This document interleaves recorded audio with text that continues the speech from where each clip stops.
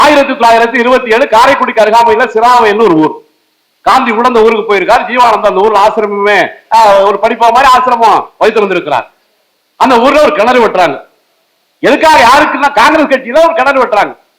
கிணறு வெட்டுறது எதுக்குன்னு கேட்டீங்கன்னா, தாழ்த்தப்பட்டவர்களுக்கு ஒதுக்கி ஒரு கிணறு வெட்டுறாங்க.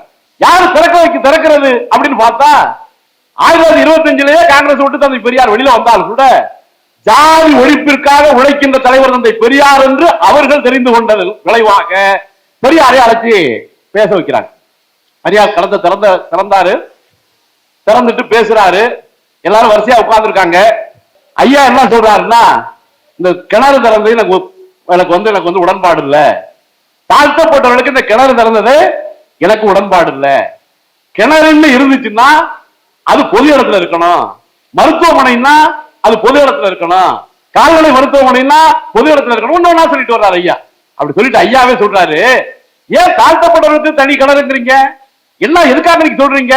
அவங்க மாட்டுக்கறி திங்கிறாங்கன்னு சொல்றீங்க. ஐயா சொல்றாரு, மாட்டுக்கறி திங்கிறாங்கன்னு சொல்றீங்க. நீங்க எல்லாம் என்ன சாப்பிடுறீங்க? அந்த ஆளு எல்லாம் என்னன்னு கேட்டீங்கன்னா, எல்லாம் காங்கிரஸ்ல ரொம்ப பெரிய பணக்காரவங்க. சைவம் சாப்பிட்டா ரொம்ப உயர்ந்த ஜாதி நடத்திக்கிட்டு இருக்கிறவங்க பல பேரு. அவங்ககிட்ட கேட்டார் பெரியாரு, நீங்க எல்லாம் என்ன சாப்பிடுறீங்க? கோழி சாப்பிடுறீங்கல்ல, மீன் சாப்பிடுறீங்கல்ல. இப்ப உள்ள பிராய்லர் கோழி, தீவனம் போட்டு வளர்க்குற பிராய்லர் கோழி இல்ல, அப்ப எல்லாம் நாட்டுக்கோழி தான். புது மாப்பிள்ளைக்கு நாட்டுக்கோழி தான்.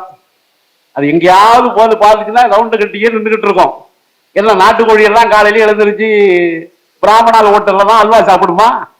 இல்ல என்ன சாப்பிடும்னு தெரியுமில்ல உங்களுக்கு? அந்த கோழியை திங்கிறீங்க. ஐயா சொல்றாரு, நீங்க வந்து மீனை திங்கிறீங்க. காரி துப்புனோம்னா 150 பொடி அங்க இருந்து முடியாது அந்த வாய் கொண்டுட்டு போறதுக்கு. அது நோயாளி துப்புனானா நோயாளி துப்புலையானாலும் அதுக்கு தெரியாது. பாத்தீங்கன்னா முடியாது அங்க இருந்து அது வாட்டு கவிக்கிட்டு போவோம். அதை திங்கிறீங்க, மீனை திங்கிறீங்க, கோழியை திங்கிறீங்க. மாட்டை ஏன் திங்க கூடாது? மாடு புள்ளத்தான திங்குது, புண்ணாக்கு தானே திங்குதுன்னு அறிவு பிரச்சாரத்தை செய்தார் தந்தை பெரியார் அவர்கள்.